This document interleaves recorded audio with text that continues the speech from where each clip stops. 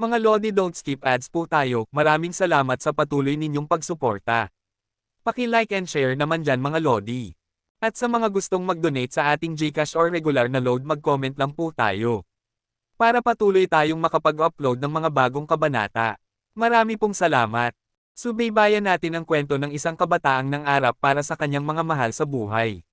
Mula sa pinakamahina tungo sa pinakamalakas. Alamin natin ang kwento ng kanyang buhay. Kabanata 2761 hanggang Kabanata 2770. Kabanata 2761. Hindi pa siya kailanman naranasan na ganoon kahiyahiyang sitwasyon. Kinailangan pa niyang iligtas ng isang maliit na bata ang kanyang buhay. Kung hindi pinigilan ni Gu Wonner ang God's Knife para sa kanya, hindi niya sana nagamit ang Force Shift Cube para makatakas. At higit pa roon, siya mismo ang nagsabi kay Gu Wonner na huwag makialam. Pero sa huli, ganito pa rin ang kinalabasan. Hindi niya kailanman malilimutan ang ekspresyon sa mukha ni Gu Wonner noong kinailangan niyang iwan siya. Dapat kong hanapan ng paraan kung paano matatalo ang sandatang iyon at maibalik ng ligtas si Wonner. Pinakalma ni Hansen ang kanyang sarili at sinubukang mag-isip ng mahinahon. Alam niyang ang pagkainis at kahihiyan ay walang maitutulong. Kailangan niyang makahanap ng paraan para mapang-ibabawan ang tinatawag na God's Knife upang mailigtas si Gu Wonner. Kailangan niyang mailayo ito sa lugar na iyon. Kung gagamitin ko ang aking Super God Spirit Body, hindi ako masasaktan ng Super Space Slash. Pero kahit hindi magbanggaan si Wonner at ang Super God Spirit Body ko, hindi rin naman ito magtatagal. Hindi ito sapat para matalo ang God's Knife. Kaya paano ko maibablock ang Super Space Slash nang hindi gumagamit ng Super God Spirit Body? Bukod pa roon, hindi sapat na maiblock ko lang ang Super Space Slash. Kailangan kong makahanap ng paraan para masira mismo ang God's Knife. Kahit ang Old Blood Dragon Lady ay hindi kayang wasakin ang katawan nito, at mas mahina pa ang kapangyarihan ko kaysa sa kanya. Lalong mahirap para sa akin na sirain ang katawan nito. Ngunit hindi nagbalak sumuko si Hansen dahil lang doon. Sinukat niya ang bawat posibilidad ng maaaring mangyari. May maliit na pag-asa pa rin, 1 sa 10,000, pero hindi iyon makakapagpahina sa kanyang matibay na determinasyon. Patuloy na pinagagaling ng Immortal Dragon ang katawan ni Hansen, ngunit sobra ang kanyang natamong pinsala. Noong nasa God's Farm pa siya, kayang gamutin ng Immortal Dragon ang bawat sugat ng bahagya lamang, kaya ang katawan niya ay mistulang sapot ng gagamba dahil sa mga pilat. Sobrang lala ng laban na iyon na hindi niya alam kung gaano kabigat ang kanyang mga sugat. Hindi ko mababago ang nakaraan, kaya imposible ang pag-iwas. Maliban na lang kung mabubure ko ang nakaraan, nang pumasok iyon sa kanyang isip, kumislap ang mga mata ni Hansen. Baka maaari kong subukan ang Sit and Forget Sutra ng Alpha. Ang Sit and Forget Sutra ay tungkol sa paghahanap ng paraan upang maihiwalay ang katawan mula sa sansinukob para ang gumagamit ay makapamuhay sa isang puwang na wala sa oras at espasyo. Kapag nahiwalay ang kapangyarihan ng isang tao mula sa sansinukob, hindi na ako makikita ng Blood Demon sa nakaraan. At iyon ay naaayon sa mga batas ng universo. Inisip ni Hansen na maaari niya itong subukan. May karanasan siya mula sa Alpha, kaya hindi mahirap para sa kanya ang magsanay ng Sit and Forget Sutra. Pero kahit magawa ng Sit and Forget Sutra na basagin ang Super Space Slash, wala pa ring paraan si Hansen para masira ang God's Knife. Ang kaya lang nitong gawin ay iwasan muna ang pagkatalo sa ditiyak na haba ng panahon. Hindi maisip ni Hansen kung paano sisirain ang God's Knife, pero sa ngayon, may plano siya. Una sa lahat, kailangan niyang magsanay ng Sit and Forget Sutra. Kailangang malaman niya kung kaya nitong basagin ang Super Space Slash. Dahil wala siyang very high sense bilang batayan, ginamit ni Hansen ang Under the Sky bilang base.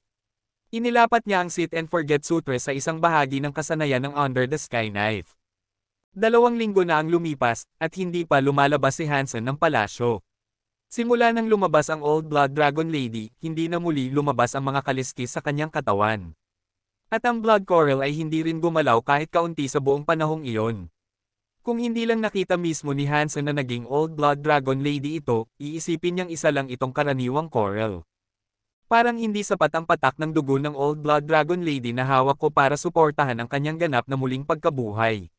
Pero ayos lang. Hindi ko rin alam kung kaibigan ba siya o kaaway, kaya marahil ito ang pinakamainam na resulta para sa ngayon. Tinitigan ni Hansen ang tipak ng Blood Coral sa tabi niya, at lumabas siya ng palasyo.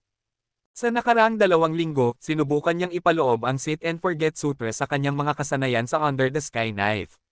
Pero may ilang problemang hindi niya malampasan. Kailangan niya ng ideya, ngunit walang inspirasyon sa loob ng bote palasyong iyon. Naglakad si Hansen paikot-ikot sa palasyo. Hindi pa rin niya maunawaan at lalong nainas. Kahit alam niyang dapat manatiling kalmado, ang iniisip niya kay Warner at sa kanyang sitwasyon ay unti-unti nang nagpapabaliw sa kanya. Hindi siya mapakali. Kinuha niya ang siren bottle at pinalabas ang siren virgin. Kinausap niya ito, umaasang makakuha ng ideya. Pero labis ang pagkadismaya ni Hansen. Hindi pa raw nakakita ng super space slash ang siren virgin, kaya wala rin siyang maisip na paraan para basagin ito. Pagkatapos ng kalahating araw ng walang kwentang salita mula sa siren virgin, napilitan si Hansen na tapusin ito. Ibinalik niya ito sa bote at itinabi.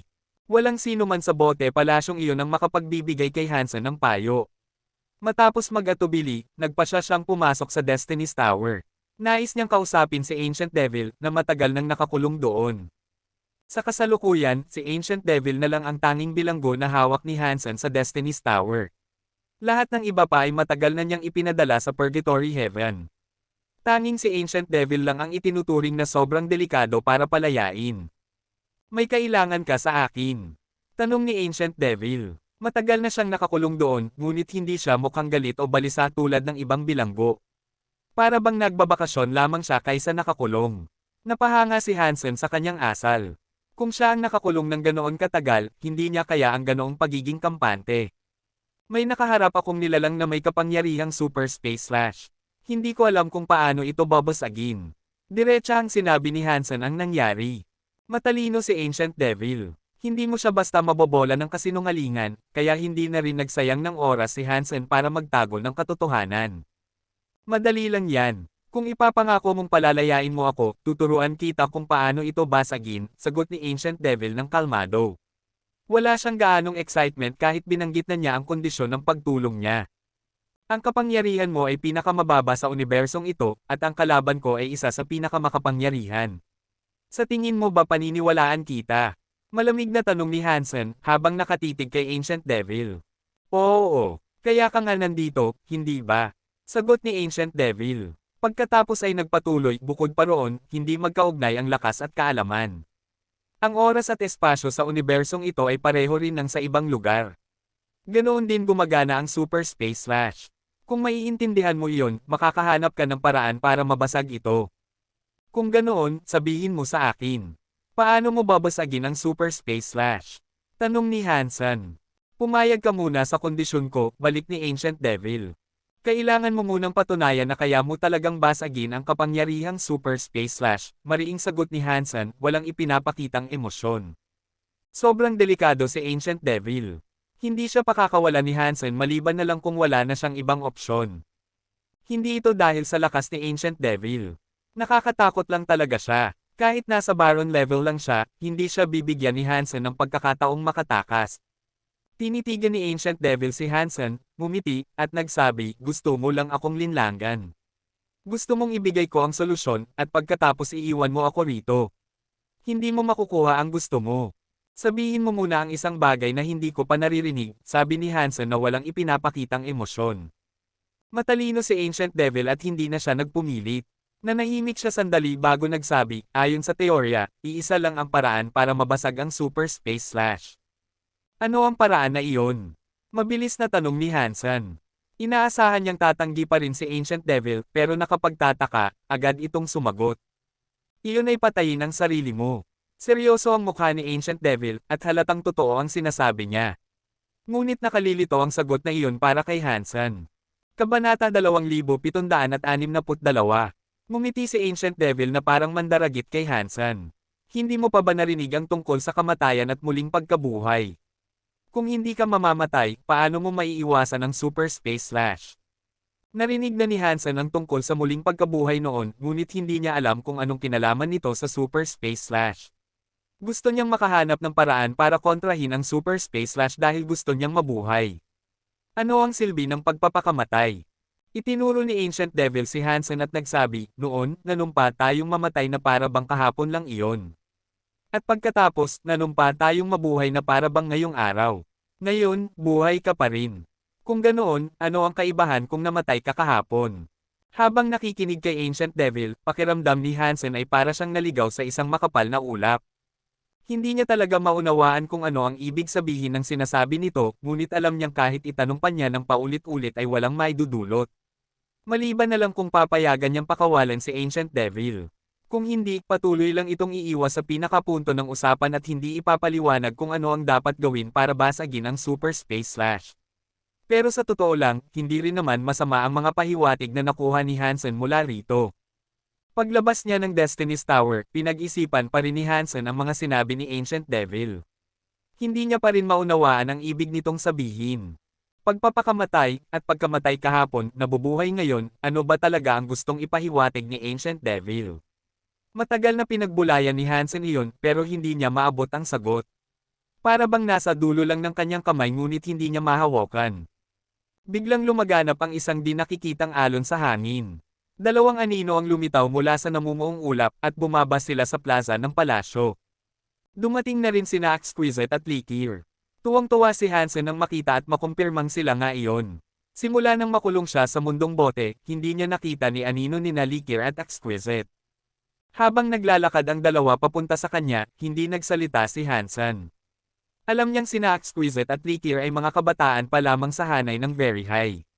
Hindi sila pinapayagan na gumawa ng mahahalagang desisyon. Kahit gusto pa nilang palayain si Hansen, wala silang kapangyarihan para gawin iyon. Nawala ang mga kaliskis sa buong katawan mo. Gulat na sabi ni Likir habang sinusuri si Hansen. Oo, hindi ko alam kung bakit, pero basta na lang nawala ang mga kaliskis. Maaari mo bang tanungin ang pinuno kung pwede na akong makaalis ngayon? Tugon ni Hansen. Nagkatinginan sina Exquisite at Likir.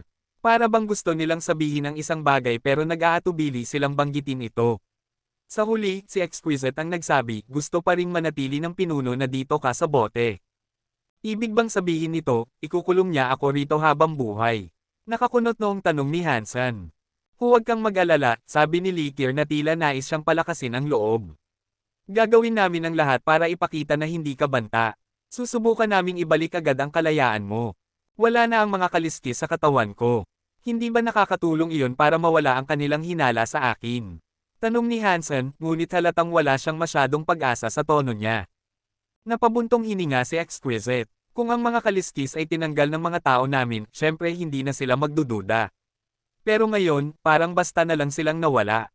Natatakot ako na hindi maniniwala ang pinuno at ang matatanda na kusa lang itong naglaho at tuluyang nawala. Kaya ibig sabihin, ikukulong pa rin nila ako rito. Bumalik sa pagiging kalmado ang isipan ni Hansen. Hindi niya inaasahan na papayagan siya ng Very High na makalaya. Kailangan niyang humanap ng paraan para makatakas gamit ang sarili niyang lakas. Sinubukan siyang aliwin ni Likir, tutulungan ka namin sa abot ng aming makakaya. Kailangan mo lang magtiis ng kaunti pa, ayos. Hindi nabaguhan si Hansen sa paglalakbay at pakikipagsapalaran. Alam niyang mga salitang pampalubag loob lang iyon na wala namang magbabago sa kanyang sitwasyon. Kung hindi ako makakaalis dito, maaari bang dalhan ninyo ako ng ilang libro para hindi naman ako masyadong mainip? Tanong ni Hansen ng diretso. Anong klaseng libro ang gusto mong basahin? Sa sitwasyon mo ngayon, malamang hindi ka nila papayagang makabasa ng kahit anong Gino art, sagot ni Likir na kilalang palaging prangka kay Hansen. Hindi ko kailangan ng Gino arts. Gusto ko lang ng mga librong tungkol sa pilosopiya at teolohiya. Mas mabuti kung tungkol sa buhay at kamatayan. Umaasa si Hansen na baka magbigay ng inspirasyon ang mga librong iyon at ipaliwanag ang ibig sabihin ni Ancient Devil tungkol sa pagpapakamatay. Hahanapan ko ng paraan. Susubukan naming maibigay ang mga librong iyon sa iyo, sagot ni Likir. Maraming salamat, ngumiti si Hansen. Ikaw ang silkworm namin. Dapat lang naming gawin ito, biglang natigil si Likir sa pagsasalita. Alam niyang iba na ang sitwasyon ni Hansen. Hindi na talaga siya maituturing na silkworm nila. Pero mas maganda pa ang kalagayan ni Hansen kaysa inaasahan nila. Sa paraan ng pakikipag-usap niya, hindi siya mukhang tuluyang ikukulong magpakailanman. Bago sila umalis, sinabi ni Exquisite kay Hansen, ipapaalam ko sa pinuno na nawala na ang mga kaliskis. Malamang magpapadala sila ng isang tao para suriin ang kalagayan mo. Pero hindi ako naniniwalang malaki ang posibilidad na makalaya ka. Kaya huwag kang masyadong umasa na makalabas ka agad. Naiintindihan ko, tumango si Hansen. Alam niyang walang kapangyarihan si Exquisite sa bagay na iyon. Hindi sa kanya manggagaling ang huling desisyon. Makalipas ang ilang sandali matapos nilang umalis, dumating ang isang very high true god elite sa harap ni Hansen. Sinuri nito si Hansen at tinanong siya ng ilang bagay. Matagal nang inihanda ni Hansen ang mga isasagot niya, kaya nang tanungin siya, handa na siya sa kanyang paliwanag. Hindi ito ganap na perpekto dahil may mga bagay siyang sadyang iniiwasan, kaya't hindi rin matukoy ng elder ng very high ang totoo. Pagkatapos umalis ng elder, wala nang ibang bumisita kay Hansen sa loob ng ilang araw. Ginugol niya ang buong oras sa pagsasanay ng Sit and Forget Sutra. Madali lamang lumipas ang panahon. Matagal ko nang hindi nakikita sina Yanran at Linger. Nagtataka ako kung lumaki na ba si Linger. Ano na rin kaya ang nangyayari kay Little Flower? Sabi ni na mama at papa gusto muna nilang maglakbay. Naisip ko kung nakabalik na ba sila, minsan, nadidistract si Hansen sa pag-iisip dahil miss na niya ang kanyang pamilya. Magkaiba ang Sit and Forget Sutra sa Under the Sky. Ang isa ay tungkol sa pagpasok sa mundo, at ang isa ay tungkol sa paglabas dito. Mahirap pagsamahin. At hindi ko pa nasubukan ang very high sense, kaya't kailangan kong gamitin ang Under the Sky bilang base. Kung magsisimula ako mula sa umpisa, hindi ko alam kung gaano katagal bago ko tuluyang matutunan ang Sit and Forget Sutra. Walang tiyak na ideya si Hansen kung kailan magiging sapat ang kanyang kasanayan. Magkatulad man sa estruktura ang Sit and Forget Sutra at Under the Sky, ayon sa teorya, magkaibang alon ang pinagbabatayan nila. Para silang magkasalungat, kahit may karanasan at kaisipan siya mula sa Alpha, hindi niya mapagsama ang dalawang teknik. Habang naiirite si Hansen sa sarili, biglang lumitaw ang isang anino mula sa ulap na bumabalot sa palasyo. Isa itong matandang lalaki mula sa very high na hindi pamilyar kay Hansen. Hindi nagsalita ang matanda. Basta't may inihagis ito kay Hansen, saka umikot at umalis. Tumaas ang kilay ni Hansen, hindi niya alam kung ano ang ginawa ng matanda. Pinulot niya ang bagay at tiningnan. Isa pala itong maliit na laptop, halos kasing laki lang ng isang kamay. Binuksan ni Hansen ang computer. Hindi ito makakakonekta sa internet pero may maraming e-book sa loob nito. Ngayon, naintindihan ni Hansen. Malamang ito ang ipinadala ni Likir at Exquisite. Mabilis na binrose ni Hansen ang mga pamagat, at napagtanto niyang e-books lang talaga ang laman nito. Karamihan ay tungkol sa pilosopiya at teolohiya. Wala ni isa tungkol sa Geno Arts. Hindi naman talaga umaasa si Hansen na makakahanap siya ng Geno Art. Isa-isa niyang binuklat ang mga libro. Dahil sa sobrang pag-evolve ng kanyang utak, madali para sa kanya na kabisaduhin ang buong nilalaman ng isang aklat na may milyon-milyong salita. Kaya niyang maalala ang lahat ng walang nalilimutan. Pero ang pag-unawa sa mga iyon ay ibang usapan. Flush Rail Sutra. Napatigil si Hansen nang makita ang pamagat ng isa sa mga libro. Kabanata 2763. Mas tumpak, ang Geno Art ay naisulat sa maraming mga tablet at isang bahagi lang nito ang nakita ni Hansen. Ayon sa alamat, ang mga Buddha ay nakakuha ng napakalakas na kapangyarihan nitong mga nakaraang panahon dahil pinag-aaralan nila ang sirang Flush Rail Sutra. Doon sila nagsimulang sumikat at maghari sa Sansinukob.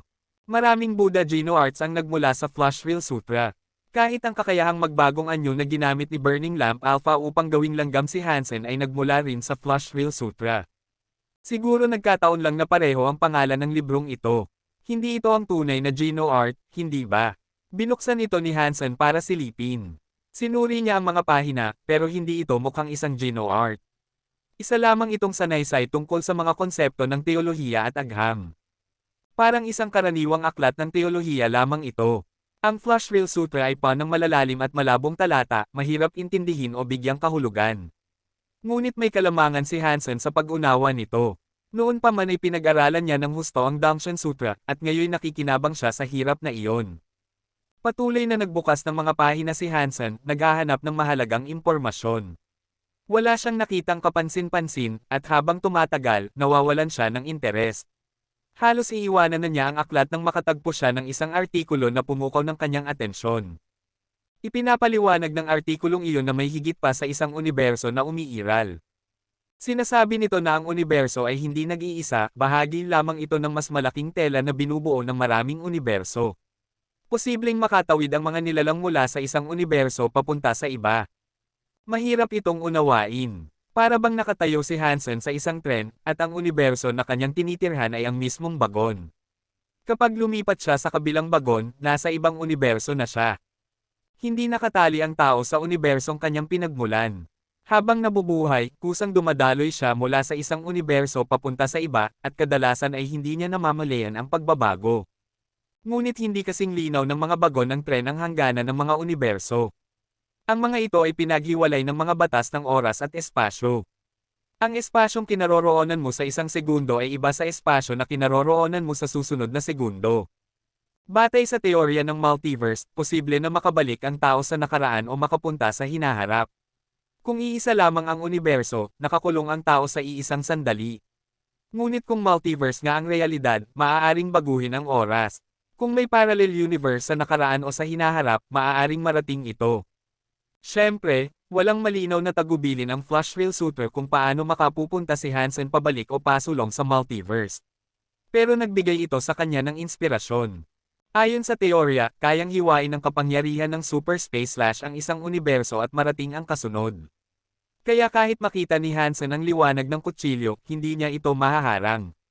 Ang dahilan, ang atake ay tumatama sa nakaraang universo, at siya ay nadadamay lang sa epekto nito. Kung magagamit ko ang katawan ko para harangin ang kapangyarihan ng God's Knife sa nakaraang universo, hindi ako masasaktan sa kasalukuyan. Para itong paggamit ng Super God Spirit Body. Kahit sa ano-anong universo, hindi ako kayang saktan ng kapangyarihan ng God's Knife. Pero ang problema, limitado ang paggamit ko ng Super God Spirit Body. Kahit magamit ko ito, matatalo pa rin ako kapag naubos ang oras. Patuloy na nag-isip si Hansen. Hindi naman ibig sabihin na wala ng ibang paraan.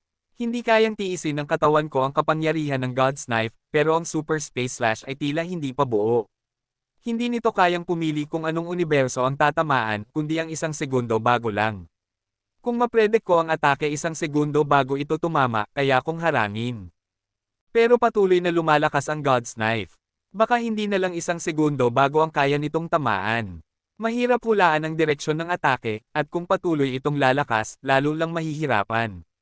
Bukod pa doon, kaya nitong makita kung saan ako gagalaw sa susunod na segundo. Ibig sabihin, kahit ano pa ang depensa ko, kaya nitong iwasan iyon at tamaan ang aking kahinaan. Kung matutunan ko ang Sit and Forget Sutra, maaari kong putulin ang ugnayan ko sa nakaraan. Kahit mapatay ang nakaraang bersyon ko, hindi maaapektuhan ang kasalukuyang ako. Iyon ang pinakamainam na sitwasyon. Pero magkasalungat ang Sit and Forget Sutra at Under the Sky. Hindi sila pwedeng pagsabayin. Kaya kung gusto kong harangin ang Super Space Slash, kailangan kong mahulaan ang direksyon ng atake isang segundo bago ito bitawan. Baka magamit ko ang Shield of the Medusa's Days para hadlangan ito. Mahirap pero posibleng gawin. Paghatol at pagbuo ng estratehiya ang pinakamalakas kong talento. Ang Under the Sky ang pinakamataas na Geno Art para dito. Baka kaya ko talagang mahulaan ng isang segundo bago mangyari. Pero ang pinakamalaking problema, paano ko mahahayaan ang God's Knife na makita ang kilos ko, pero hindi niya ako tatamaan sa aking kahinaan. Hindi niya mapagsabay ang Sit and Forget Sutra at Under the Sky, at hindi rin niya maunawaan ang tinutukoy ni Ancient Devil. Kaya imbes na problemayan ang lahat ng sabay-sabay, nagtuon si Hansen sa pagsasanay ng Under the Sky para subukang mahulaan ang kilos ng kalaban isang segundo bago ito mangyari. Nakakakita ang God's Knife ng isang segundo sa hinaharap, kaya kailangan ding matutunan ni Hansen ang parehong pananaw. Kailangan niyang pilitin ang kalaban na umatake sa kanyang depensa, hindi sa kanyang katawan. Isang napakahirap na pagsubok pero hindi siya naniniwalang imposible ito. Ang laban ay parang isang laro ng chess, bulong ni Hansen. Bawat galaw ko ay magbabago ng tugon ng kalaban. Ang layunin, itulak siya sa posisyon kung saan wala siyang magandang opsyon. Ngunit may dagdag na kahirapan. Sa chess, kailangang umatake sa kahinaan ng kalaban. Para limitahan ang galaw nito, kailangan niyang magbanta. Kung hindi sapat ang banta, hindi siya papansinin ng God's Knife. Napakatibay ng God's Knife. Kahit si Old Blood Dragon Lady ay hindi kayang wasakin ang katawan nito. Wala akong sapat na sandata, at ang lakas ko ay hindi pa umabot sa antas ng isang tunay na Diyos. Pero kahit hindi ko siya mapatay, kung kaya ko lang siyang yugyugin, may pag-asa ako. Labis na natuwa si Hansen sa ideyang ito. Ang pinakamalakas na kakayahan ni Hansen ay ang Super Spank. Bukod dito, mayroon siyang Break Six Skies at Heart Connection. Iba-iba ang antas at lakas ng bawat kasanayan. Ang Super Spank ay hindi sapat para wasakin ang Substance Chains ng God's Knife, kaya hindi ito magagamit ngayon. Malakas ang piercing power ng Heart Connection, ngunit laban sa katawan ng God's Knife, wala rin itong silbi. Subalit ang sumasabog na kapangyarihan ng Break Six Skies, iyon ang perpektong sandata ni Hansen para sa sitwasyong ito. Kabanata 2764. Hindi gaanong tugma ang Under the Sky sa Break Six Skies, kaya kailangan gamitin ni Hansen ang kanyang dalawang pistola mula kay Spell upang idoloy ang kapangyarihan. Kailangan ding baguhin ang Break Six Skies. Maaaring hindi niya magamit ang buong mapanirang kakayahan ng Geno Art, ngunit sapat na dapat ang puwersa upang wasakin ang God's Knife. Tanging sa ganoong paraan lamang magagawa ni Hansen ang kanyang isang segundong paghatol sa nakaraan. Napakalaki ng proyektong ito. Itinuon ni Hansen ang lahat ng kanyang atensyon sa pagbabago ng mga kasanayan. Gusto niyang gawin itong kasing perpekto hanggat maaari. Napakakilabot ng God's Knife. Kapag nagkaroon ng kahit kaunting pagkakamali sa kanyang plano, siguradong matatalo at mamamatay siya. Ngunit tiwala si Hansen na kaya niya. Sa huli, magtatagumpay din siya. Ngayong natapos ko nang ayusin kung paano harapin ang problema ng Super Space Slash, kailangan ko nang lumipat sa huling sagabal sa aking daan. Paano ko nga ba tuluyang wawasakin ang God's Knife? Habang nagsasanay, pinag-iisipan ito ni Hansen. Kung hindi niya kayang wasakin ang God's Knife, walang saysay ang pagharang sa Super Space Slash. Ang simpleng pagkakapatas ay katumbas din ng pagkatalo. Mananatiling nakakulong si Guwoner alinman ang mangyari. Ngunit sa kasalukuyang lakas at kagamitan ni Hansen, hindi niya kayang talunin ang God's Knife. Kung hindi ko ito mabasag, kailangan ko itong ikulong. Baka maganda ang turtle para doon, pero hindi ko alam kung gagana ito laban sa God's Knife. Naisip ni Hansen na hindi sapat ang imahinasyon lamang para maresolba ang problema. Maging sa paghula ng direksyon ng atake ng kalaban o pagsubok sa bisa ng turtle, kailangan niyang makita ito sa aktwal na laban. Mukhang kailangan ko pa ring pumunta sa God's Farm. Nasa Demon Ship Planet pa kaya ang God's Knife. Nang matapos ni Hansen ang pagbabago sa Under the Sky at Break Six Skies, plano niyang pumunta sa God's Farm. Ang landas na nilalakad ng iba ay para sa kanila. Ako, kailangan kong lakarin ang sarili kong landas. Hindi kumain o uminom si Hansen, patuloy niyang tinatrabaho ang pagbabago ng kanyang mga Geno Arts. 2 linggo siyang walang tulog o pahinga. Sa tuwing naiisip niya na si Guwoner ay kailangang gamitin ang sarili nitong dugo upang pakainin ang punyal araw-araw, sumasakit ang puso ni Hansen. Bago matapos ang kanyang pagbabago, bumalik si Exquisite. Ngunit siya lang, wala si Likir. Hindi pa rin ako pinapayagan ng pinuno na makalabas. Tanong ni Hansen, habang tinitingnan si Likir. Handa na siya. Hindi sumagot si Exquisite kay Hansen. Malamig niyang sinabi lamang na sumunod ito sa kanya. Pagkatapos, lumipad siya patungo sa ulap ng hamog. Nagulat si Hansen. Hindi niya ito inaasahan. Pamumunuan pala siya ni Exquisite palabas ng bote. Hindi niya kailanman inisip na palalayain siya ng very high. Ngunit dahil nagkaroon ng pagkakataon, hindi siya nagdalawang isip. Lumipad siya upang habulin si Exquisite at sinundan ito sa loob ng hamog. Naniniwala ba ang pinuno na hindi ako isinumpa? Tanong ni Hansen. Huwag ka nang magsalita o magtanong pa. Nasa akin na ito. Kailangan mo lang manahimik at sumunod sa akin, sagot ni Exquisite nang hindi man lang siya nililangon. Ramdam ni Hansen na may kakaiba rito, ngunit hindi na siya muling nagsalita. Tahimik siyang sumunod. Pinamunuan siya ni Exquisite palabas ng hamog hanggang sa lumabas sila mula sa loob ng bote. Ang bulwagan kung saan nakalagay ang bote ay may napakalakas na mga restriction, kaya hindi na ito kailangang bantayan ng very high. Gumamit si Exquisite ng maliit na tatak upang makapasok at hindi siya apektado ng mga restriction. Inilabas niya si Hansen sa bulwagan. Pagkalabas nila, ipinatong ni Exquisite ang kanyang kamay sa balikat ni Hansen. Handang ay teleport silang dalawa palayo roon. Ngunit hinawakan ni Hansen ang kamay niya, pinigilan siyang gamitin ang Galaxy Teleport. Nagulat si Exquisite at tiningnan si Hansen. Matindi ang tingin nito sa kanya habang mahina niyang sinabi, sagutin mo ako. Dadalhin mo ba ako sa pinuno? Nag-alinlangan sandali si Exquisite, ngunit umiling at sumagot ng, hindi. Dahil sa sagot na iyon, halos nakumpirma na ni Hansen ang kanyang hinala. Nagpatuloy siya, hindi ka binigyan ng pinuno ng pahintulot na ilabas ako sa bote, hindi ba? Hindi mo na kailangang alalahanin iyon. Dinadala kita palabas ng Outer Sky. Kapag nakalabas ka na, bumalik ka sa Sky Palace. Sabihin mo kay Zhang Xuan daw ang lahat ng nangyari rito. Kung handa ka niyang tanggapin, sa tingin ko hindi ka nahahanapin pa ng pinuno, wika ni Exquisite. Naging seryoso ang ekspresyon ni Hansen. Alam na niya ang nangyayari. Napakalaking panganib ang tinataya ni Exquisite. Nilalabag niya ang mga batas para palayain siya ng palihim. Hindi kailanman inasahan ni Hansen na gagawin ito ni Exquisite para sa kanya. Para sa kanya, si Exquisite ay isang kasangkapan lamang para sa pagpapabilis ng kanyang pag-unlad. Ngunit ngayon, hindi na niya ito matuturing na ganoon. Bakit? Tanong ni Hansen, habang nakatingin ng masalimuot kay Exquisite. Pumasok ka rito ng buhay. Sisiguraduhin kong lalabas ka rin ng buhay, sagot ni Exquisite ng walang emosyon. Kung aalis ako, ano ang mangyayari sa'yo? Alam ni Hansen na mahigpit ang mga batas ng Very High. Kapag may lumabag, mabigat ang parusa. Wala namang masyado. Ang ginawa ko lang naman ay palayain ang aking silkworm. Hindi iyon malaking bagay. May iba pa akong gawain. Huwag mong sayangin ang oras ko, malamig na tugon ni Exquisite. Tumango si Hansen at nagsabi, oo. Hindi nga tayo dapat magsayang ng oras. Ibabalik mo ako sa mundo ng bote. Natigilan si Exquisite. Tumingin siya kay Hansen na puno ng pagtataka. Ayaw mong umalis. Tama ka. Kung winasak mo ang kontrata at ikinulong mo ako sa bote habang pinapagalitan, balang araw itututok ko ang aking punyal sa leeg mo at lalabas ako rito sa pamamagitan ng lakas. Pero kung pakakawalan mo ako ng ganito, makakaramdam ako ng matinding pagkakautang. Hindi ko kayang mag-utang ng ganito kalaki. Alam ni Hansen ang kalupitan ng mga batas ng Very High. Kapag pinalaya siya ni Exquisite, tiyak na mabibilanggo ito ng 1 siglo. Hindi matitiis ng kanyang pagkatao ang ganoon. Kaya't mas pinili niyang manatili. Siyempre, may plano rin si Hansen. Hindi pa lubos na wala ng pag-asa ang kanyang sitwasyon. Ngunit hindi pa panahon. Kaya't tinanggihan niya ang mabuting intensyon ni Exquisite. Wala kang pagkakautang sa akin. Hindi naman ito malaking bagay, sabi ni Exquisite. Paano magiging maliit ang 1 siglong pagkakabilanggo? Ilang siglo ka ba pwedeng mabuhay? Sagot ni Hansen. Paano mo nalaman iyon? Nagulat si Exquisite. Ibalik mo ako, tugon ni Hansen. Tahimik ngunit matatag ang kanyang mga mata.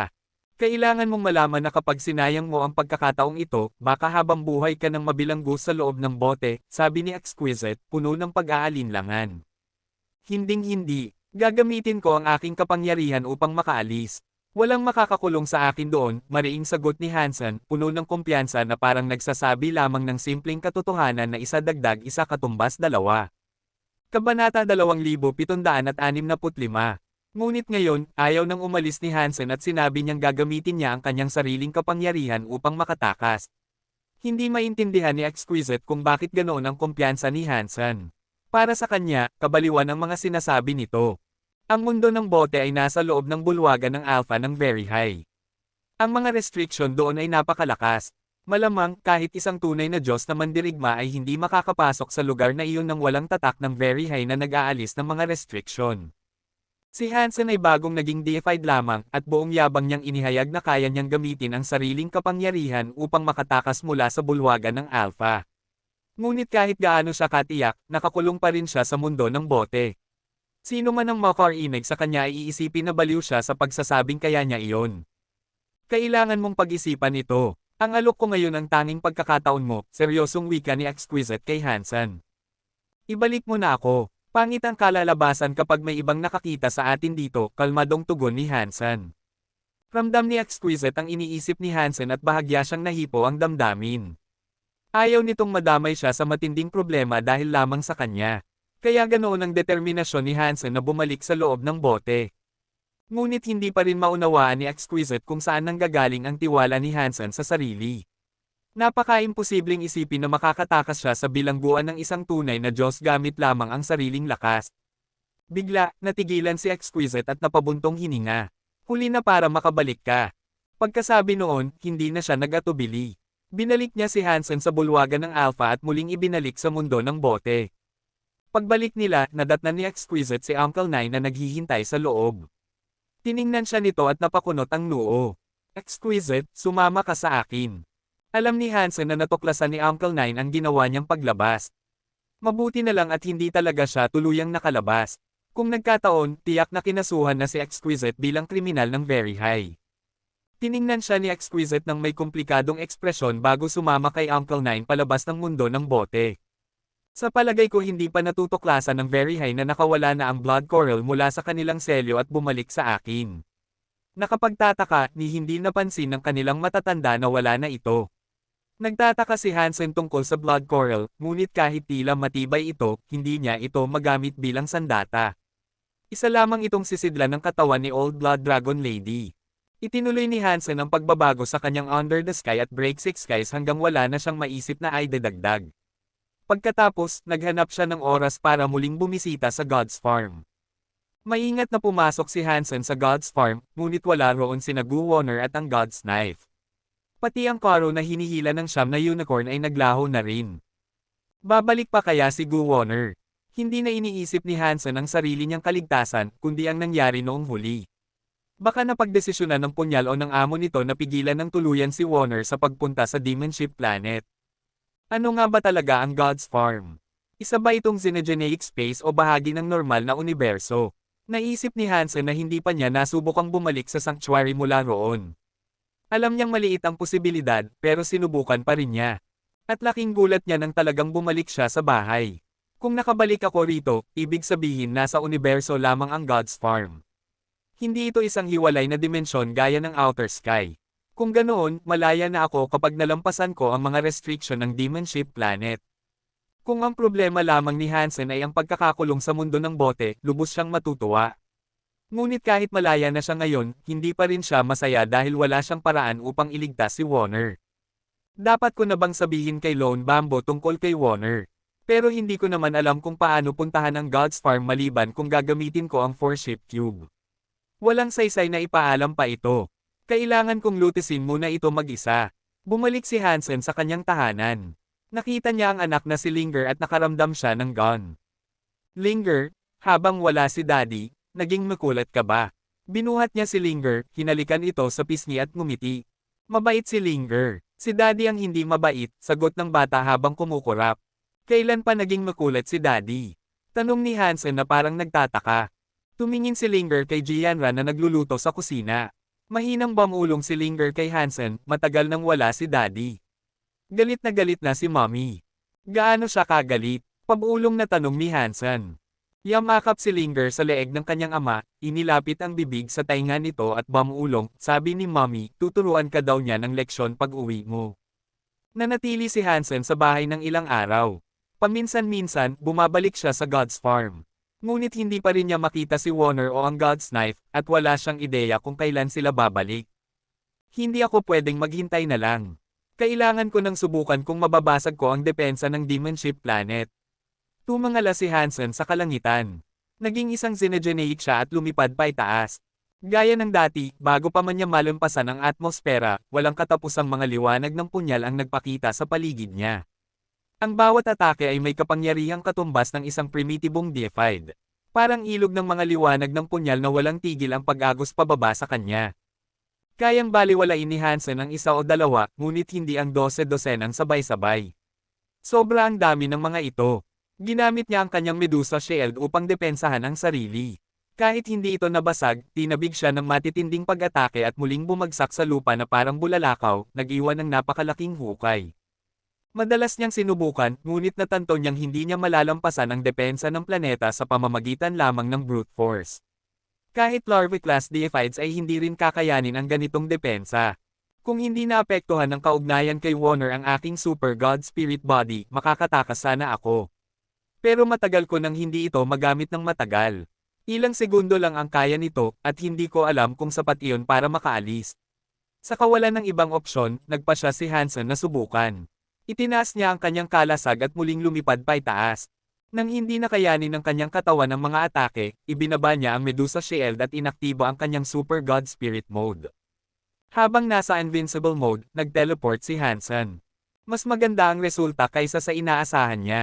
Bumilis ang tibok ng kanyang puso. Kailangan niyang mag-teleport ng malayo upang makalampas sa depensa ng planeta. Ngunit matapos ang ikalawang teleport, hindi na niya namalayan kung gaano kalayo na ang kanyang narating. Nang matapos ang pagtalon, napansin niyang nasa isang kakaibang bahagi na siya ng kalawakan. Nakita niya ang Demon Ship Planet mula sa malayo, kasing laki na lang ng kamao niya, para bang isang maliit na buwan. Natapos na ang Super God Spirit Mode. Isang teleport lamang ang itinagal nito. Habang nakatingin siya sa paligid, napansin niyang may pangkat ng mga tao na lumilipad. Nang tumingin siya ng mas malapitan, nakita niya ang isang partikular na destroyed kasama nila. Si Bar. Kabanata 2766. If I said I was lost, would you believe me? Tanong ni Hansen. Tumaas ang kilay ni Bar sa sagot na iyon. Tinitigan niya si Hansen nang may pagtataka at sinabi, naliligaw ka rito. Ano ba ang lugar na ito? Tanong ni Hansen. Nasa isang hindi pa maunlad, tigang na lugar tayo. Malapit ito sa isang malaking tigang na sistema. Pero kung eksaktong saan, hindi ko masasabi. Karamihan kasi ng bahaging ito ay hindi pa napapagalugad. Walang mga mapa rito, sagot ni Bar. Nagulat si Hansen. Naisip niya, isang malaking tigang na sistema. Ibig sabihin, malamang ito ay dating sakop ng sacred noong unang panahon. Ito ang pasukan papunta sa mga sanctuary. Ito ang lugar kung saan dinala ni Old Cat si Little Flower. Anong ginagawa mo sa isang mapanganib na lugar na tulad nito? Tanong ni Hansen kay Bar. Hindi ito isang malaking tigang na sistema, kaya hindi ito ganoon kapanganib. Isa lang itong mahirap na sistema na kakaunti ang yaman pero may isang maliit na lahi rito na nakadiscover ng isang xenogeneic space. Sabi nila, may natagpuan silang napakagandang bagay. Kaya narito ako para tingnan, sagot ni Bar. Tinitigan niya si Hansen at nagtanong, interesado ka bang sumilip sa xenogeneic space na iyon? Hindi agad sumagot si Hansen. Nilapitan siya ng ilang deified elites na kasama ni Bar. Isa sa kanila ang ngumiti at nagsabi, Bar, hindi mo ba kami ipakikilala sa kaibigan mong ito? Ito ang tao na tinatawag na Dollar. Siya ang nagwagi ng Marquis sa huling Geno Being Scroll, paliwanag ni Bar sa deified na iyon na may bahagyang paggalang ang tono. Medyo magalang siya sa nasabing destroyed. Pagkatapos, itinuro ni Bar ang deified elite at sinabi, Dollar, ito si Elder Nader, ang transmutation deified ng destroyed. Hindi na ipinakilala ni Bar ang iba pang kasama ni Elder Nader. Sinabi lang niyang mga estudyante ni Elder Nader ang mga iyon. Mga kings at half-deified lang sila. Si Bar mismo ay deified na, kaya wala siyang interes ipakilala pa ang lahat. Napansin ni Elder Nader na magiliw si Bar kay Hansen. Inakala niyang si Hansen ay galing sa isang malaking lahi, pero nang malaman niyang siya'y mula lang sa maliit na lahi, agad siyang nawala ng interes. Minsan lang siya nagbitiw ng casual na salita kay Hansen. Oo nga't unang pwesto si Dollar sa Marquis Geno Being Scroll, pero ibang-iba pa rin ang Marquis kumpara sa deified. Para kay Nader, wala siyang dahilan para seryosohin ang isang deified na mula sa maliit na lahi. Bagamat mahirap maging deified, paminsan-minsan ay sinuwerte ang maliliit na lahi. Baka nakatisod sila ng isang kayamanan o nakakuha ng yaman mula sa mas malakas na lahi at naging deified. Pero ang mga deified na ganito ay kadalasang mahina ang pundasyon. Kulang sila sa kaalaman at praktikal na kakayahan, at madalas ay nagdudulot lang sila ng problema. Noon, nagampon na ang destroyed ng ilang deified na galing sa maliliit na lahi, pero hindi iyon naging maganda para sa kanila. Sa halip na makatulong, sila'y naging pabigat. Simula noon, tumigil ang destroyed sa pagkuha ng mga deified mula sa maliliit na lahi. Mas gusto nilang sila mismo ang magpalaki ng sariling mga elite. Kung galing si Hansen sa malaking lahi, baka kinausap pa siya ni Elder Nader. Pero matapos malaman kung sino siya, hindi na siya nagpakita ng interes. Hindi man siya pinansin ni Elder Nader, alam ni Bar kung sino si Dollar sa pamamagitan ni Dia Robber. Maging si Dia Robber ay labis na humahanga kay Dollar, kaya hindi niya kailanman mamaliitin ito. Brother Dollar, kung wala ka namang ibang gagawin dito, gusto mo bang sumama sa amin para galugarin ang xenogeneic space na iyon? Muling imbitasyon ni Bar kay Hansen. Pwede naman tayong magsama, pero kung may makuha tayong maganda, paano natin ito paghahati-hatian? Tanong ni Hansen. Hindi siya ganoon kainteresado sa xenogeneic space, pero dahil hindi niya gamay ang sistemang ito, naisip niyang baka mas makabuti kung susunod siya kay Bar at sa iba pa. Si Elder Nader ay isang transmutation deified. Siya ang pinakamalakas dito. Kukunin niya ang 60% ng mga kayamanan. Paghahatian natin ang natitirang 40%, mungkahi ni Bar matapos mag-isip sandali. Hindi natuwa si Elder Nader sa suhestyong iyon. Para sa kanya, sobra na ang 20% para kay Dollar. Sa palagay niya, dapat 10% lang ang bahagi nito. Pero dahil kay Bar galing ang alok, pinili niyang manahimik at hindi na bastyusan ang kasama. Umiling si Hansen. Hindi yun makatarungan. Huwag na lang. Brother Dollar, paano mo gustong hatiin? Sabihin mo, tanong ni Bar, alam niyang magiging delikado ang ekspedisyon. Malaking tulong kung makakasama nila si Dollar. Ako'y laging makatarungan. Kung ito ay kooperasyon, dapat patas, 50-50 ets. Ang destroyed ay 50, ang tao ay 50, seryosong sagot ni Hansen. Nag-init ang damdamin ni Elder Nader at ng kanyang mga estudyante. Gusto na nilang matawa at mapaiyak ng sabay. Medyo nababahala na nga siya sa pagbibigay ng 20% kay Hansen pero naiintindihan niyang ang pagtuklas ng bagong Xenogeneic space ay maaaring mapanganib. Kaya kahit paano, may silbi si Hansen. Pero ngayong 50% ang hinihingi nito, sobra na iyon para sa kanya. May dahilan kung bakit mababa ang antas ng maliliit na lahi. Kapag naging deified sila, agad silang nagiging arrogant. Mukhang hindi niya alam ang pagkakaiba ng isang primitive deified at isang transmutation deified. At gusto pa niyang hatiin ng 50-50ths. Galit na sambit ni Elder Nader. Tiningnan niya si Hansen at ngumisi. Kung isa kang larva deified, baka pumayag ako sa 50-50ths. Ako ay primitive.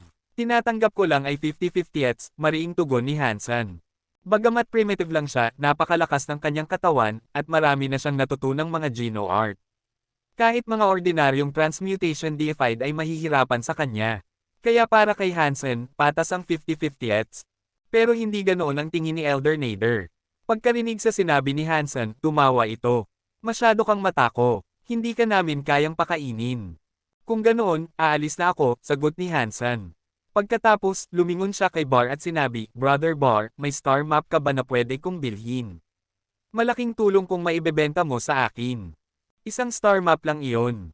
Wala namang halaga. Kunin mo na lang kung kailangan mo, sagot ni Bar. Binuksan niya ang communicator at ipinadala ang star map kay Hansen. Maraming salamat. Magkikita tayong muli, Brother Bar. Tinanggap ito ni Hansen at tumango bilang pasasalamat.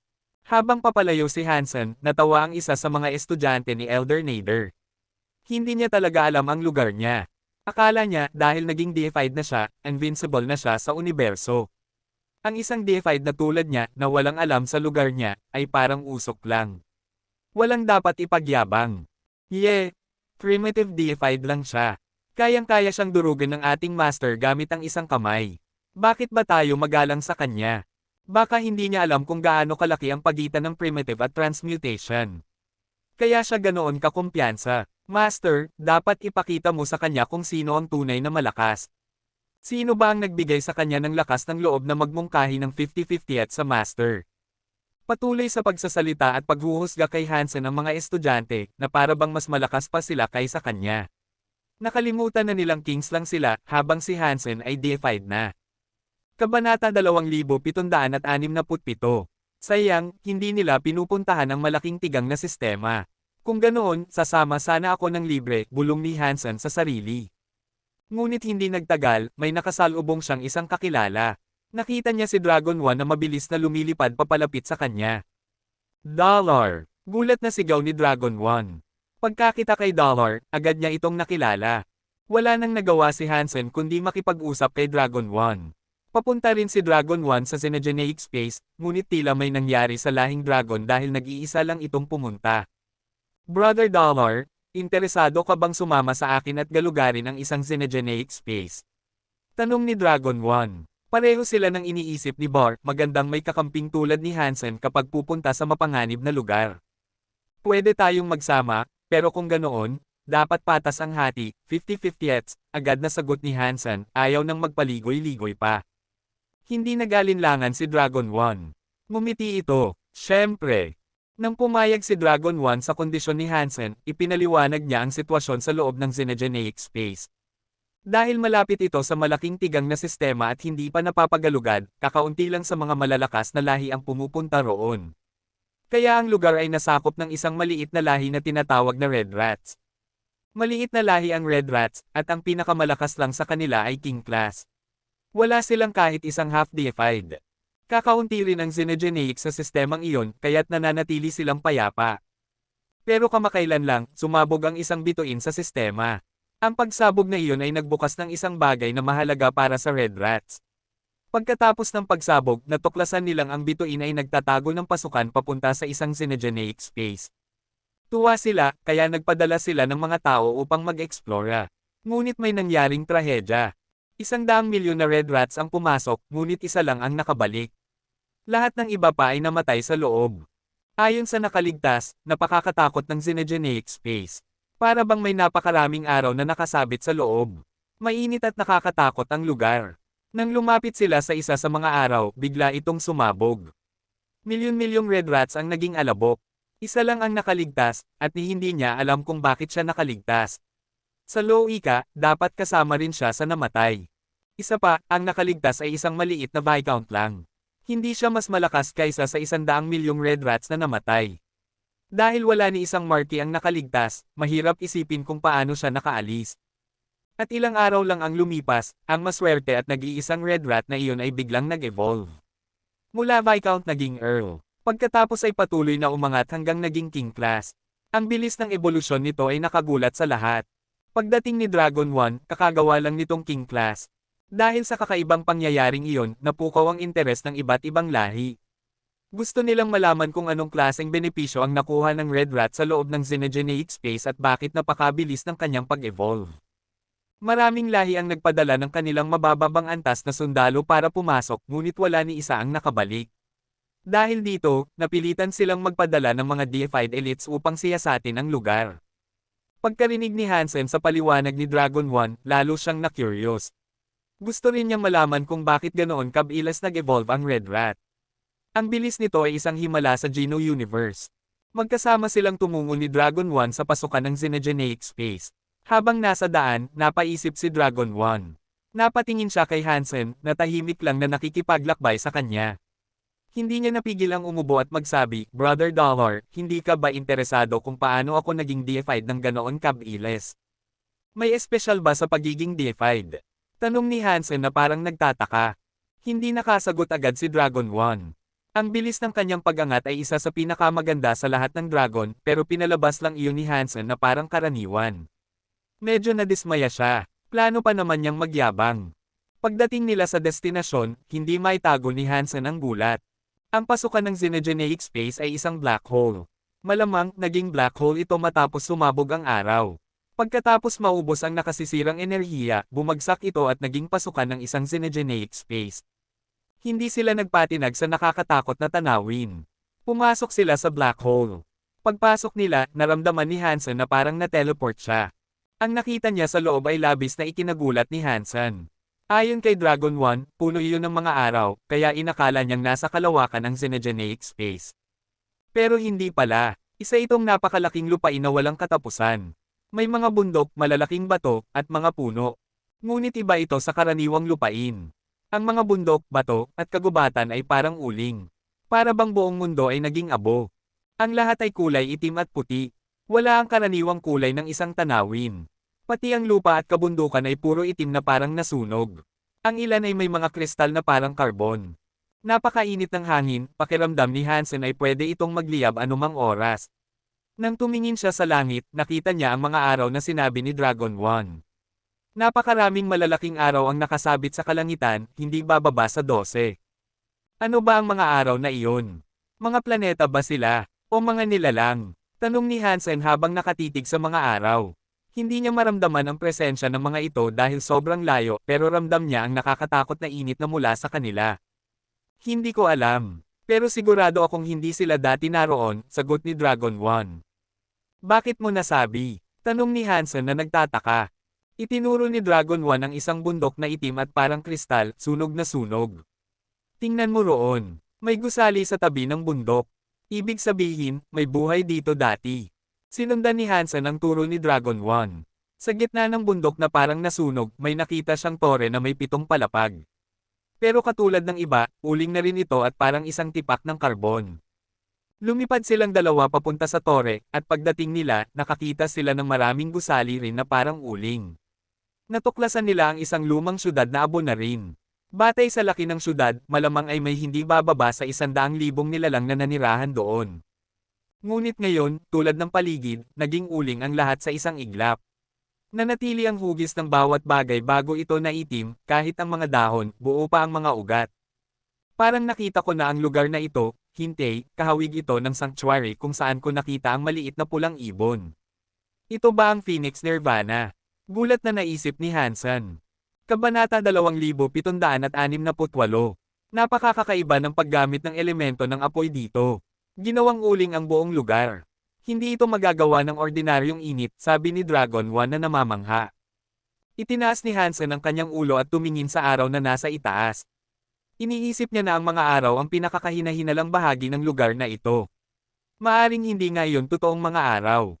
Maaaring mga nakakatakot na xenogenic na elemento ng apoy ang mga iyon. Ayon sa Red Rat na nakaligtas, isa sa mga araw ang sumabog at ginawa silang abo. Kaya posible nga na sila ay mga buhay na nilalang. Pinag-isipan ni Hansen ang posibilidad na iyon pero hindi siya nang ahas na subukang mag-teleport papalapit sa mga araw para magsiyasat. Nandito siya para sa madaling gantimpala, hindi para isugal ang kanyang buhay.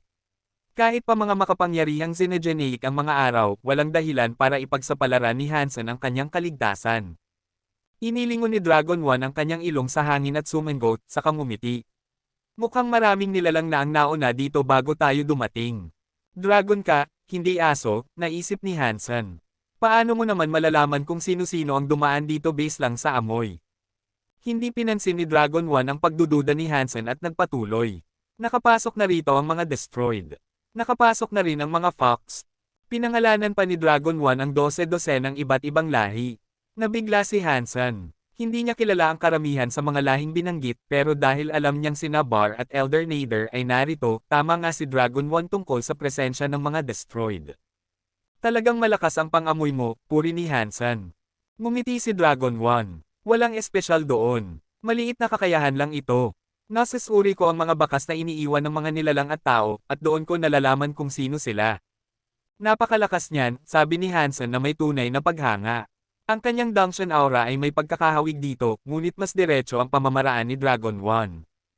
Habang nag-uusap sila, may lumitaw na anino. Papunta ito sa lumang lungsod na naging uling. Nagbantay sina Hansen at Dragon 1 sa anino. Sa ganitong lugar, kailangan nilang maging maingat hanggang makilala nila kung sino ang dumarating. Maaring kaaway ito. Hindi sila pwedeng magpakampante kahit isang saglit. Si Baulian ng Extreme King, naisip ni Hansen. Nabigla siya nang makita ang anino. Hindi niya inasahang makikita niya si Baulian doon. Pero noong una silang nagkita, si Hansen pa siya noon. Hindi pa nakikilala ni Baulian si Dollar, kaya nanahimik si Hansen at hindi nagsalita. Ito ay isang deified mula sa Extreme King.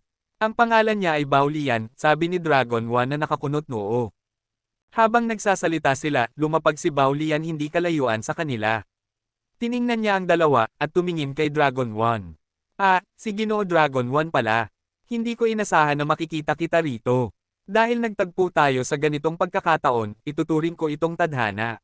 Handa ka bang tuklasin ang xenogenic space na ito kasama ko? Nakakagulat na magalang si Baulian. Hindi siya kumilos tulad ng karaniwang elitista ng Extreme King.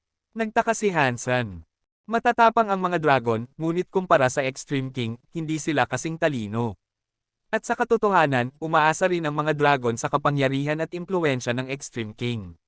Sa isang paraan, parang amo o Panginoon nila ang Extreme King. Kaya wala talagang dahilan para maging magalang si Baulian.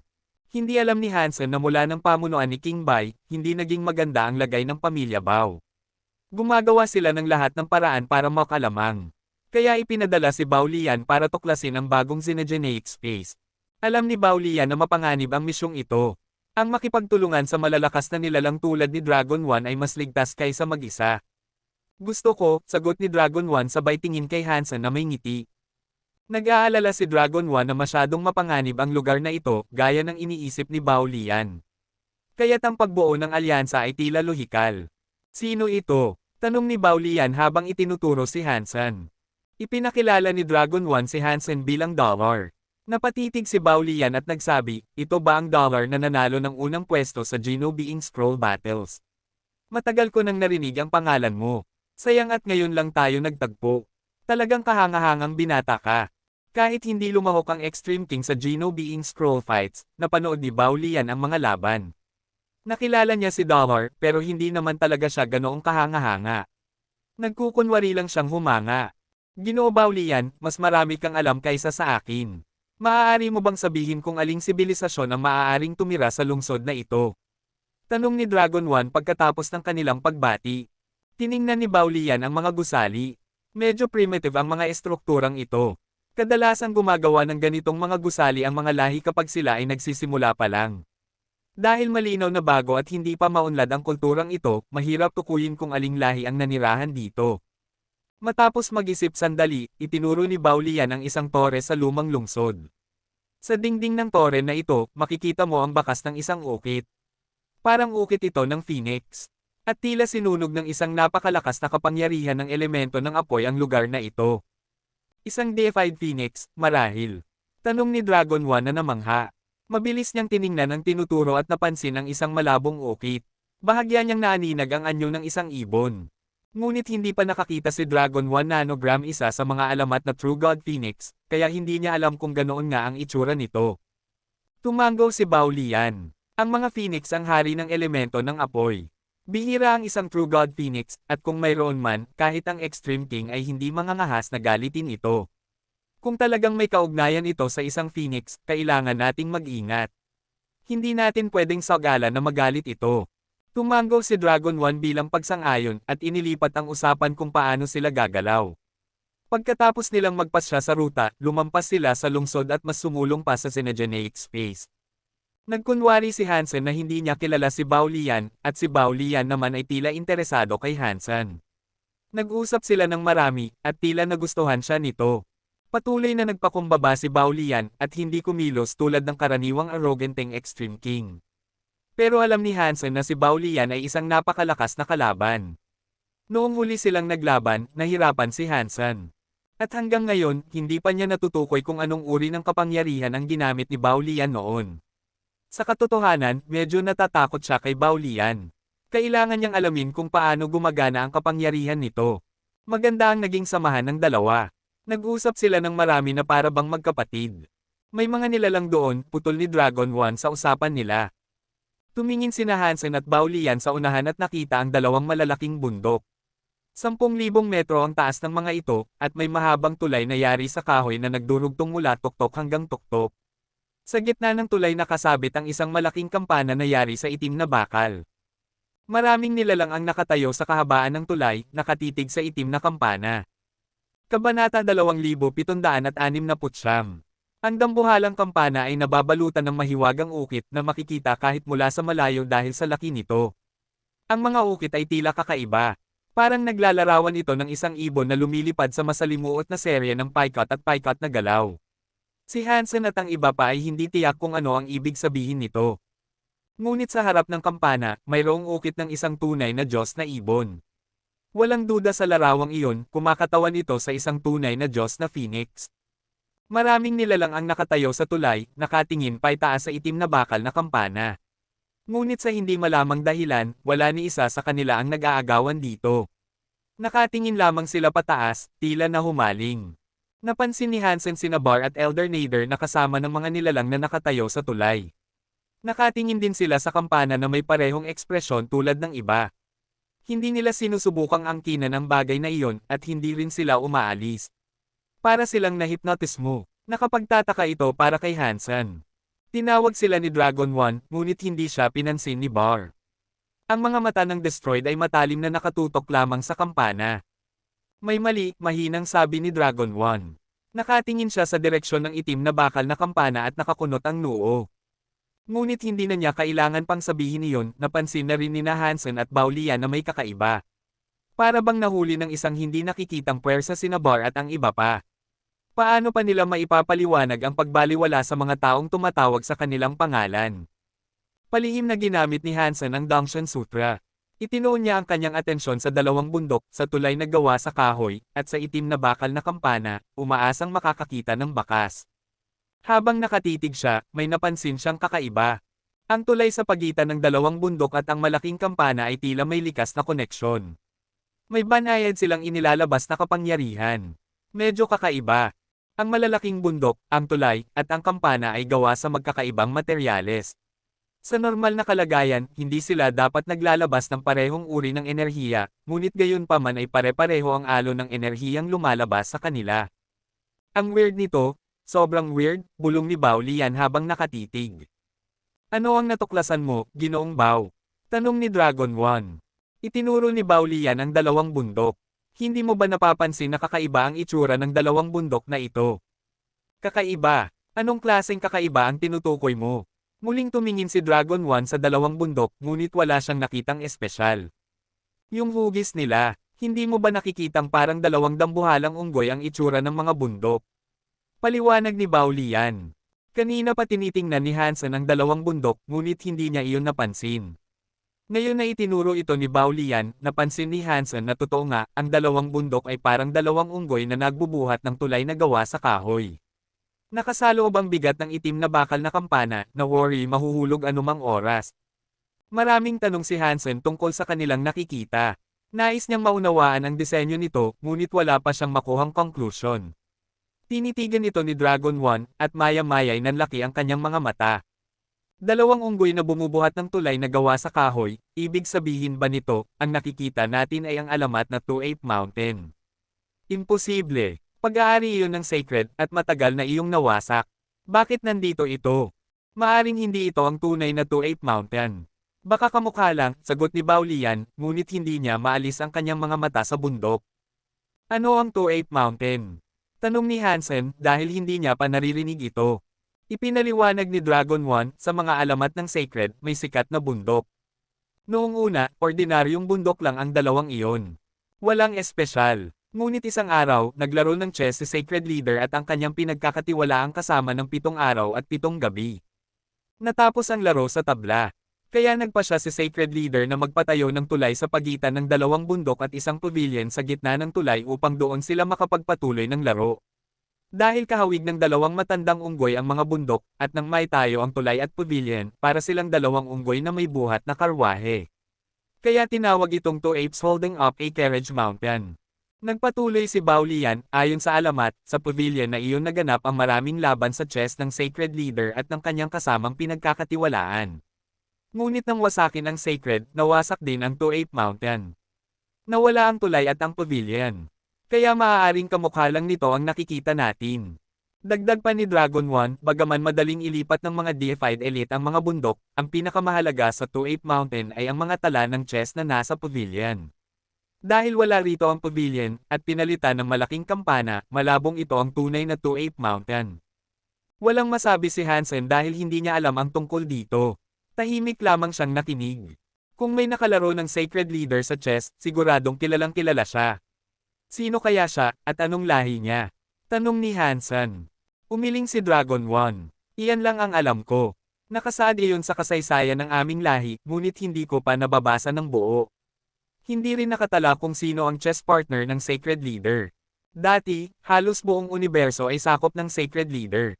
Marami siyang makapangyarihang tauhan. May 4 siyang banal na hayop at 10 general. Sobrang lakas nilang lahat. Mahirap tukuyin kung sino sa kanila ang naglaro ng chess kasama niya, sabi ni Bao Lian.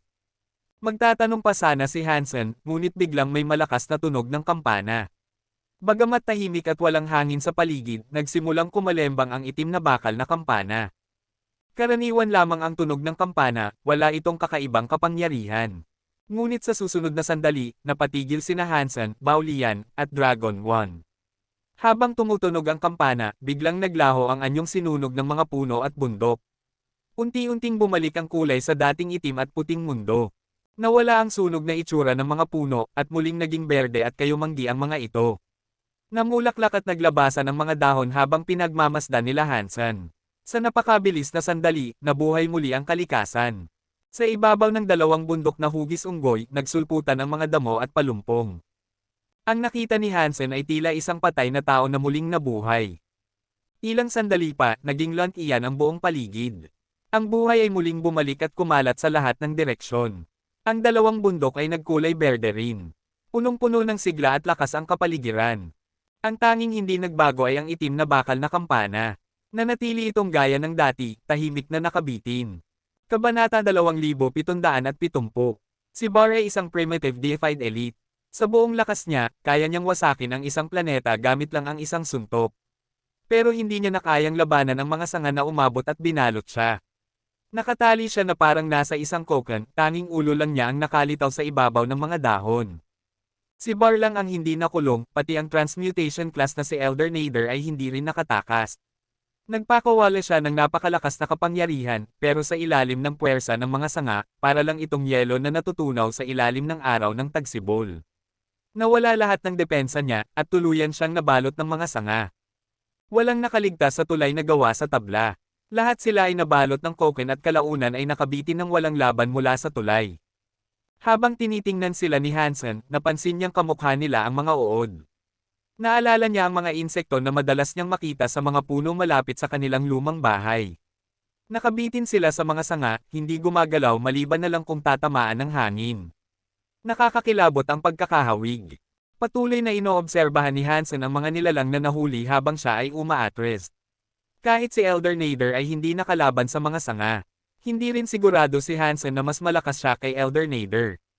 Kung lalapit siya, baka ganoon din ang mangyari sa kanya. Ayaw niyang mahuli rin ng mga sanga. Pareho ang iniisip ni na Dragon 1 at Baolian. Sabay-sabay silang umatras ng mabilis. Biglang umalangaw-ngaw ang matinis na sigaw ng ibon sa langit. Sa isang iglap, naramdaman ni Hansen ang isang nakakatakot na presensya na bumababa mula sa kalangitan. Mabilis itong bumagsak na parang eroplano na nag-crash. Kahit nasa langit pa ang ibon, ang bigat ng aura nito ay bumagsak sa lupa, dinudurog ang lahat ng nadadaanan. Nadama ni Hansen na itinulak pabagsak ang kanyang katawan sa lupa at hindi siya makabangon. Unti-unti siyang ibinabaon ng bigat ng presensya na parang lumulubog siya sa buhangin. Halos maduraj ang mukha niya. Hindi siya makawala. Nakiling ang kanyang ulo, sinusubukang tukuyin kung saan nanggaling ang tunog ng ibon. Sa malayo, sa kalangitan, nakita niya ang isang dambuhalang ibon na nag-aapoy ng puting apoy. Lumilipad ito sa ere, at mula sa katawan nito nanggagaling ang nakakatakot na presensya. Hindi tiyak ni Hansen kung anong uri ng ibon iyon. Mukha itong marangal, maganda, makapangyarihan, at maladyos, para itong mga alamat na naglalarawan sa God Phoenix. Pero hindi pa siya nakakita ng tunay na Phoenix, kaya hindi siya sigurado. Lumilipad ang dambuhalang ibon sa ibabaw ng bundok. Kahit saan ito magpunta, muling nabubuhay ang paligid. Ang mga puno, damo, at halaman ay muling napupuno ng sigla. Dahan-dahan itong umikot sa himpapawid, at tila sinusundan ito ng buong mundo, umaasang muling mapupuno ng buhay. Ang mga puno ay muling nagkaberde. Namulaklak ang mga bulaklak. Sa bawat madaanan ng ibon, may sumusulpot na panibagong buhay. Ang dating tigang na lupa ay naging paraisong tropikal. Isang phoenix, totoong ang phoenix ito, bulalas ni Baolian na nakahiga sa tabi ni Hansen, hindi makapaniwala. Napakamalas ko naman. Pumasok ako sa isang hindi pa nagagalugad na Xenogeneic space at nakatagpo ng isang True God class Xenogeneic Phoenix. Mas maliit pa ang tsansa nito kaysa manalo sa loto, bulong ni Hansen sa kanyang sarili. Sa kabutihang palad, hindi sila nilapitan ng Phoenix. Lumipad ito papunta sa tulay sa pagitan ng Two Ape Mountain. Dahan-dahan itong lumapag gamit ang malalapad nitong pakpak hanggang makarating sa tulay. 3 beses itong umikot sa paligid ng tulay bago bumaba sa kahoy. Hindi sinira ng apoy nito ang tulay. Sa halip, lalo nitong pinalakas ang sigla ng kahoy at mas mabilis na lumago ang mga sanga. Pagkatapos, ibinaba ng Phoenix ang ulo nito upang tingnan ang pinakamalapit na nilalang. Ayon sa nakikita ni Hansen sa loob ng koken, isa itong nilalang na mukhang golem. Tanging ulo lang nito ang malinaw na nakikita. Sumagot ka sa tanong ko. Kung masisiyahan ako sa sagot mo, patatawarin kita sa paglapastangan sa akin. Hindi nagsalita ng pisikal ang Phoenix, pero lahat ng nakakakita rito ay narinig ang tinig nito sa kanilang isipan. Sasagutin ko anumang tanong ang gusto mo. Ano ang nais mong malaman? Sagot ng nilalang na parang golem. Isang araw, ikaw at ang iyong kasama ay haharap sa panganib. Kailangan may isa sa inyo ang mamatay para mailigtas ang isa. At ikaw ang may kapangyarihang magdesisyon, pipiliin mo bang mamatay para mailigtas ang iyong kasama? O hahayaan mong mamatay siya upang ikaw ay mabuhay? Umalo ng boses ng Phoenix sa kanilang isipan, yumanig ito sa kanilang mga utak. Nagulat ang lahat. Inasahan nilang tungkol sa sinaunang sikreto ang itatanong ng Diyos. Hindi nila inakalang ganito ang itatanong. At tila wala itong tiyak na tamang sagot. Depende ito sa bawat tao. Ngunit dahil natanong na siya, hindi na pwedeng umiwas ang golem. Nilunok niya ang kaba at sumagot, haandin kung isakripisyo ang sarili ko para mailigtas ang aking kasama. Hipokrito. Ang tinig ng Phoenix ay dumagundong sa lahat ng kanilang isipan, puno ng pagduduwal. Sa susunod na sandali, ibinaba ng Phoenix ang ulo nito. Binuka ang tuka at humigop ng kakaibang kapangyarihan mula sa katawan ng golem. Pagkatapos masipsip ang kapangyarihang iyon, ang ulo ng golem ay parang natuyong balat. Pagkaraan, buong katawan nito ay naging buhangin at tinangay ng hangin. Wala ni bakas ang natira. Tahimik na nakatingin ang lahat sa lugar kung saan naroon ang golem. Kahit isa lamang itong king-class creature, naubos ang kapangyarihan nito hanggang maging alikabok. Nakakakilabot itong isipin. Ngunit hindi ito inintindi ng Phoenix. Binaliwala nito ang nagkalat na buhangin at lumipat sa susunod na kokan para bang namimili lang sa tindahan. Ang susunod na nilalang ay may ulong parang pugita. Nakilala ito ni Hansen bilang isa sa mga estudyante ni Elder Nader. Namutla ang nilalang nang tumitig sa kanya ang Phoenix. Muling umalangaw-ngaw ang tinig nito sa kanilang isipan. Isang araw, ikaw at ang iyong kasama ay haharap sa panganib. Isa ang kailangang mamatay para mailigtas ang isa. Pipiliin mo bang mamatay para mailigtas ang kasama mo? O pipiliin mong siya ang mamatay para ikaw ay mabuhay? Takot na takot ang nilalang pero napansin niya na eksaktong pareho ang tanong. Natuwa siya. Ang naunang golem ay nagsabi na siya'y magsasakripisyo pero iyon ay maling sagot. Kaya naisip ng pugita na kabaligtaran ang tamang sagot. Agad siyang sumigaw, pipiliin kong iligtas ang sarili ko. Malaswa. Hindi pa nakakapagpaliwanag ang nilalang, biglang dumagundong muli ang boses ng Phoenix. Ibinaba ng Phoenix ang ulo nito at humigop. Ang kapangyarihan ng nilalang ay hinigop palabas, at ang katawan nito ay naging alabok. Tinangay rin ito ng hangin. Nanlamig ang lahat ng nakasaksi. Tumindig ang kanilang balahibo. Akala nila na kapag nagbigay ng ibang sagot, may tsansang mabuhay. Pero ngayon, malinaw na wala talagang tamang sagot ang tanong ng Phoenix. Nakasalalay lahat sa kanyang kapritsyo.